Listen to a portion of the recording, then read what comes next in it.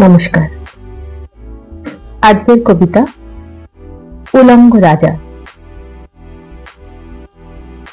সবাই দেখছে যে রাজা উলঙ্গ, তবুও সবাই হাততালি দিচ্ছে। সবাই চেঁচিয়ে বলছে সাবাস সাবাস। কারো মনে সংস্কার, কারো ভয়। কেউ বা নিজের বুদ্ধি অন্য মানুষের কাছে বন্ধক দিয়েছে, কেউ বা পরান্নভোজী, কেউ কৃপা প্রার্থী, উমেদার, প্রবঞ্চক। কেউ ভাবছে রাজবস্ত্র সত্যি অতীব সূক্ষ্ম, চোখে পড়ছে না যদিও তবুও আছে। অন্তত থাকাটা কিছু অসম্ভব নয়। গল্পটা সবাই জানে,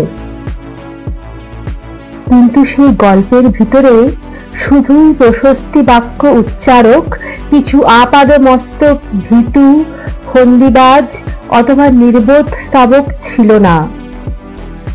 একটি শিশুও ছিল, সত্যবাদী, সরল, সাহসী একটি শিশু।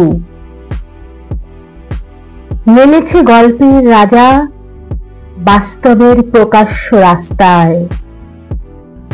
আবার হাততালি উঠছে মুহুর্মুহু, জমে উঠছে স্তাবক বৃন্দের ভিড়। কিন্তু সেই শিশুটিকে আমি ভিড়ের ভেতরে আজ কোথাও দেখতে পাচ্ছি না। শিশুটি কোথায় গেল?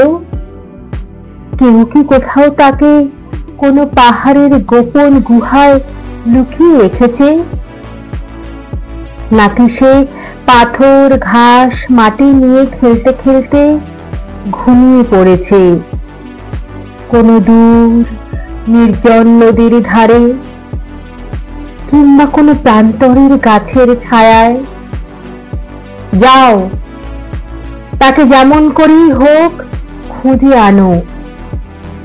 সে এসে একবার এই উলঙ্গ রাজার সামনে নির্ভয়ে দাঁড়াক। সে এসে একবার এই হাততালির ঊর্ধ্বে গলা তুলে জিজ্ঞাসা করুক, রাজা, তোর কাপড় কোথায়? নমস্কার।